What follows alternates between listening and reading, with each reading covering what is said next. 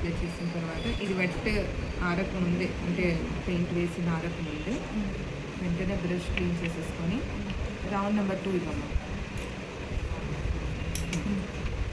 ఇప్పుడు ఏదైనా కలర్ ఒకటి తీసుకో, డార్క్ కలర్. రౌండ్ నెంబర్ 2 తీసుకొని కొంచెం పెయింట్ ఎక్కువ తీసుకోవాలి, తీసుకొని అవుట్లైన్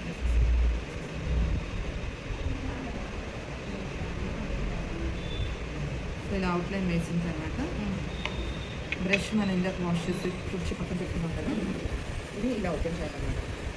ఇప్పుడు ఈ పైన అవుట్లైన్లో వేసిన పెయింట్ని స్ట్రెయిట్గా డౌన్ కిందకి లాగాలి.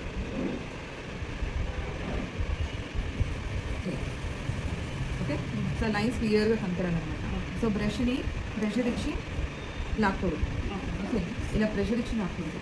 ఎందుకంటే టిప్ ఉంది కదా, ఆ టిప్తోనే నగలి. సో అంటే ఒక్కసారి గీసినంటే మళ్ళీ గీకూడదు, అదేనా మళ్ళీ వేసి ఒక్కసారి గీసి. ఓకే, సో లైన్స్ క్లియర్గా కనపడాలన్నమాట. సో బ్రష్ని ప్రెషర్ ఇచ్చి లాక్కూడదు. ఓకే, ఇలా ప్రెషర్ ఇచ్చి లాక్కూడదు. ఎందుకంటే టిప్ ఉంది కదా, ఆ టిప్తోనే నగలి. సో అంటే ఒక్కసారి గీసినంటే మళ్ళీ గీకూడదు, అదేనా మళ్ళీ వేసి ఒక్కసారి గీసి.